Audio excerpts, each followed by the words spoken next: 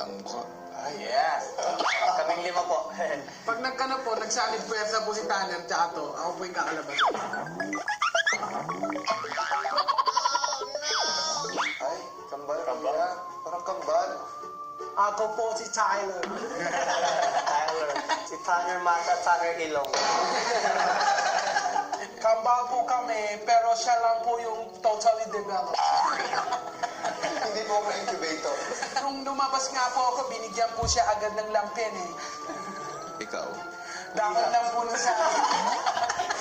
Binalot po ko sa dahon ng saling. Akala po nila sumantuan. Boys, ngayon ay oras na para kayo ay maging prinsipe. Paglabas nyo rito, kunin nyo yung mga kasuotan sa storage room. Na naman tayo sa kanusuotan, kuya. Makami XL naman tayo dyan. Ngayon, Po. tiwala. Nang makapagbihis, bumalik na ang mga prinsipe sa confession room. Prinsipe nun, anong masasabi mo sa iyong kasuotan? Ang tawag po sa aking kasuotan ay kapit lambe. Kapit lang tayo. Ang sabi ko po kasi sa aking taga-BS eh, huwag mong bibigyan ng room. Gusto ko yung walang space. Mga prinsipe, sa puntong ito, isang hamon ang inyong haharapin. Dahil simula ngayon, bahagi ng inyong hamon ay wala kayong dapat makita.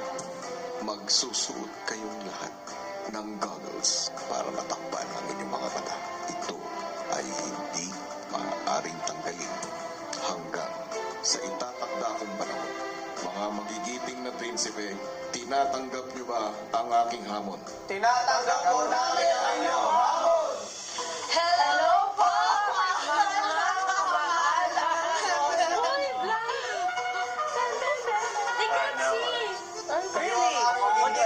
I'm winking at you. Ako excited pa kami. Nandiyan na siya. Hello ka, ma. Hindi pala kami makita. Ako kami mag-alala. Mahal na pamahal ng Makoy. Nagulat kami kasi may goggles sila sa mata. Malapit na po tayo. Dito siya pag ganun siya. Ang mga girls pinagtripan si Prinsipe Tanner. What's up, bro? Wait. This is it. All right, let's go. Put your hands on my shoulders. Whoa.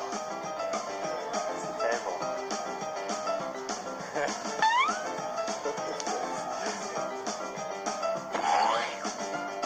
What's going on?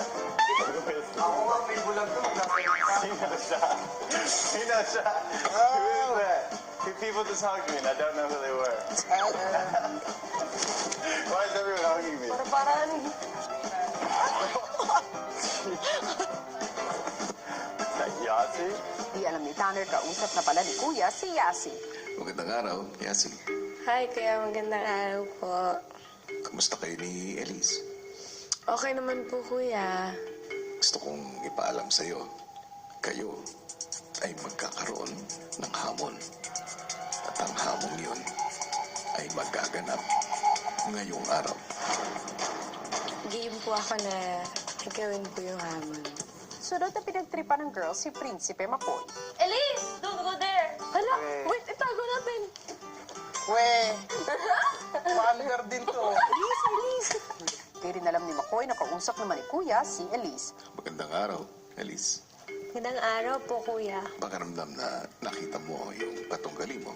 Excited na po akong magsimula yung task na gagawin namin. Kasi nga po ngayon na nandyan na po siya, feeling ko po, kuya, malapit-lapit na po yung gagawin namin.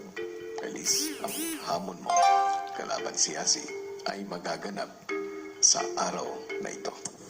Ang prinsesa ay nasa isang tore at kakailanganin niya ang tulong ng mga prinsipe.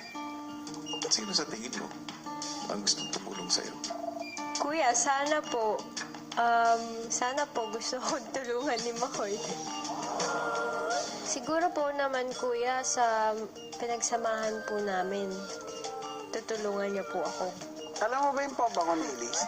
Makoy. Paiba po ng pabango pero meron yung pabango na Palagi. palagi. Ayun, pagkabisado pala. Hindi, sasabi niyo yun. Alam niya po kung gaano ko din po kagustong maging parte ng Dream Team.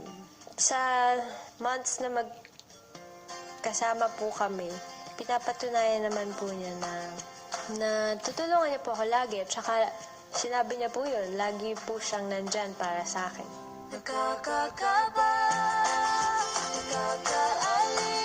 Ang paghaharap ng mga prinsipe at prinsesa, abangan sa pagbabalik ng Pinoy Big Brother Lucky Season 7.